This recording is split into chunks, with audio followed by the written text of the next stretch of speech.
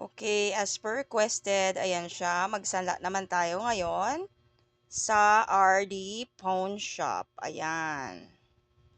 Okay, nakikita naman natin na sobrang mabigat ito ang ating naisanla. So, ayan siya mga madam, no? Ipapakita ko sa inyo para alam natin kung magkano ang kuha ngayon ng RD Pawn Shop dito sa amin, no?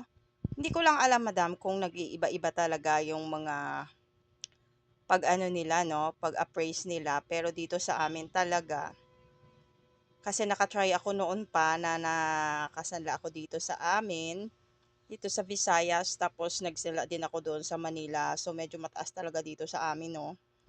So kung gusto nyo namang magpunta dito sa amin para magsanla lang, pwede naman yun. Okay? So simulan na natin, madam. Ito ang naano ko, bracelet po ito ang naisanla ko. Okay, mga madam? Bracelet yan. Okay, so makikita natin dito na, ayan. Okay, ang kanyang pagremata is November 19. So, bracelet, bangle. Okay, defective. Nilalagay talaga nila yung defective kahit perfect condition yung aking item. So, 8.3. So, 8.3 yan. Ayan siya. So, 783 ang kanyang interest. Tapos, 26,622 ang kanyang tanggap. So, ang gagawin natin dyan, no, ayan, 3% pala yung kanilang, 3% ang kanilang interest rate. So, parang katulad na rin siya ng Palawan Pawn Shop, no? Kasi sa Palawan, 3%, sa RD, 3% din. Whereas sa Cebuana is 4%. Tapos,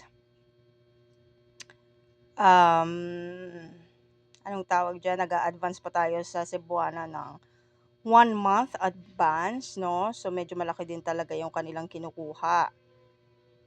So, ayan siya mga madam. I-try natin ngayon i-divide kung magkano ang halaga ng kanilang kuha, no, dito sa RD. Ganyan lang na, napakadali lang talaga niyan, madam, mga madam, ha. Tuturuan ko kayo mga madam. Wait lang po, kukuha tayo ng calculator. 22. Okay? 26,622. Ayan, 26,622. I-divide mo siya. Ito. Divide by 8.3.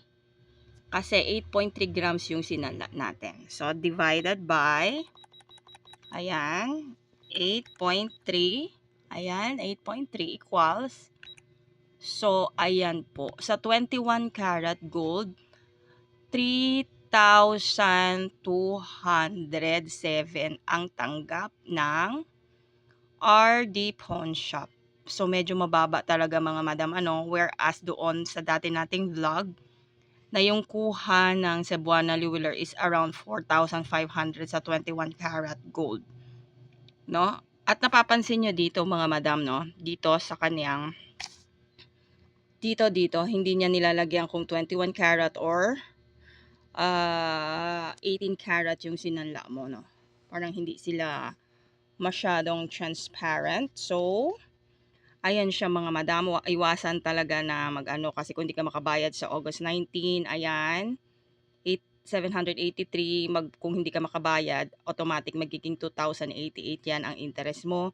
Kung hindi ka pa nakabayad, magiging 3,000 hanggang hindi ka nakabayad na 4,698. So, iwasan talaga na mag-overdue, no, sa mga interest kasi katulad ng Cebuana, okay lang sa Cebuana kasi may advance sila, pero sa mga Palawan at saka sa RD, ang ina-advise ko based on my personal experience, no, iwasan talaga natin na mag-past due or mag-overdue. Pag 19 talaga, hindi pwedeng 20 kasi double the interest sila mga madam ko. So, ayan siya, konting information lang po dyan para sa mga alahera natin. At abangan naman natin ang susunod nating mga pa-vlog. Thank you so much. Updated tayo ngayon. Bye-bye.